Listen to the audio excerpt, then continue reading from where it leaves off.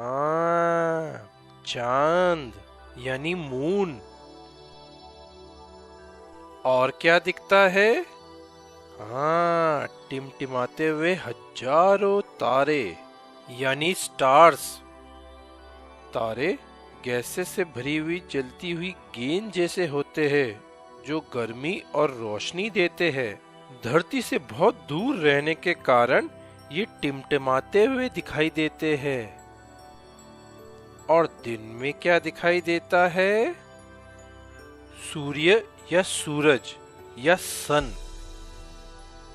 है ना? सूरज भी एक तारा ही है। यह हमें गर्मी और रोशनी देता है।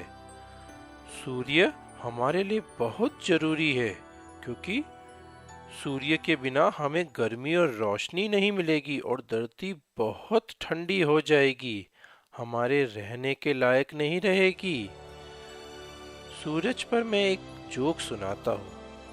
चीनू कहता है, मीनू चलो सूरज पर जाए। मीनू कहता है, बाप रे वहां तो बहुत गर्मी होगी। चीनू कहता है, तो क्या हम रात में जाएंगे? चलो मजाक छोड़ते, पर याद रखो सूरज रात में भी होता है, सिर्फ हमें दिखाई नहीं देता। सूरज सदा जलता हुआ एक बड़ी गेंद के जैसे हुए है। यह बहुत ही बड़ा है, धरती से 109 गुना बड़ा है। सोचो कितना बड़ा होगा। सूरज के कारण ही हम धरती पर अलग अलग मौसम का आनंद ले सकते हैं, जैसे कि गर्मी, सर्दी, बरसात इत्यादि। इन मौसमों के बारे में हम अगले चैप्टर में पढ़ेंगे। अगर हम अंतरिक्ष में जाकर धरती को देखें जहां पर हम रहते हैं तो वह ऐसी दिखाई देगी। एक सुंदर नीली गेंद जिसके ऊपर हम रहते हैं, यह अर्थ है। कितना सुंदर लग रहा है ना बच्चों? अर्थ भी एक ग्रह है यानी प्लैनेट। तो ये प्लैनेट क्या होता है? प्लैनेट एक बहुत बड़ी गेंद है जो कोई तारे के आजू बाजू घूमती रहती है और प्लैनेट की खुद की कोई रोशनी नहीं होती। जैसे अर्थ भी एक प्लैनेट है जो सूरज के आजू बाजू घूमता रहता है और सूरज एक तारा है, और अर्थ की अपनी कोई रोशनी नहीं होती, हमें रोशनी सूरज से मिलती है। सन, मून और 8 प्लैनेट्स को मिलकर हम सोलर सिस्टम कहते हैं। अगर आप इस वीडियो में देखें तो आपको छोटी छोटी अलग अलग कलर की गेंदें एक बड़ी पीली कलर की गेंद के आजू बाजू घूमती दिखाई देगी। जो वो पीली गेंद बीच में दिख रही है वह सन है, और सन के आजू बाजू ही बाकी सब गेंदें यानी प्लैनेट्स घूम रहे हैं। उनके इस घूमने को हमने अलग अलग छोटे छोटे डॉट्स में बताया है। चलो हम अलग अलग प्लैनेट्स और उनकी विशेषताओं के बारे में सीखें। सूरज के पास से दूर होने के क्रम में सीखते हैं। मर्क्यूरी यानी बुध ग्रह, यह सोलर सिस्टम का सबसे छोटा प्लैनेट है और सूरज के सबसे निकट है। इसके ऊपर वातावरण नहीं होता, इसके कारण सूरज की किरणों को रोक नहीं पाता, इसीलिए यह दिन में बहुत गर्म होता है। और वातावरण नहीं होने के कारण यह रात में बहुत ठंडा हो जाता है, क्योंकि सूरज की गर्मी को अपने पास रोक नहीं पाता। तो सोचो, दिन में बहुत गर्म और रात में बहुत ठंडा। इसके बाद है वीनस। यह सोलर सिस्टम का सबसे गर्म प्लैनेट है, क्योंकि इसके ऊपर का वातावरण बहुत घना होता है, जैसे कि आपने कोई बहुत मोटा कंबल ओढ़ा हुआ हो और गर्मी अंदर ही बनी हुई है। यह इतना गर्म है कि लोहे को भी पिघला दे।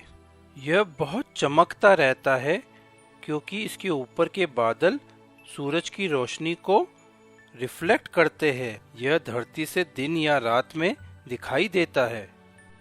अगला है धरती यानी प्लेनेट अर्थ, यह एकमात्र प्लेनेट है जहाँ पर जीवन है, क्योंकि अर्थ ना ज़्यादा गर्म है ना ज़्यादा ठंडा है। और आपको जो ये नीला रंग दिख रहा है इस गेंद पर, वह समुद्र है। यानी प्लेनेट अर्थ में 2/3 से ज़्यादा पानी भरा हुआ है। इसके बारे में हम अगले चैप्टर में पढ़ेंगे। इसके बाद है मार्स। इसका नाम रेड प्लेनेट है क्योंकि इसकी मिट्टी लाल रंग से भरी हुई है।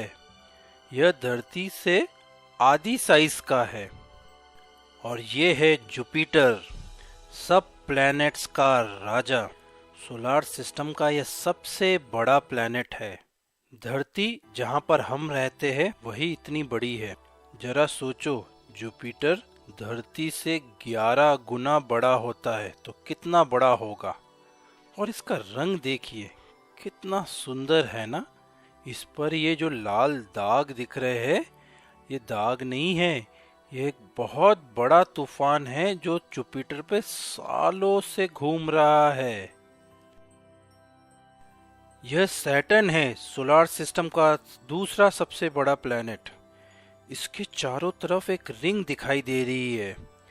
यह रिंग और कुछ नहीं बट एक बहुत सारे पत्थर, धूल, बड़े बर्फ के टुकड़े हैं जो तेजी से घूम रहे हैं। उसके कारण ये रिंग का आकार दे रहा है ना गजब का।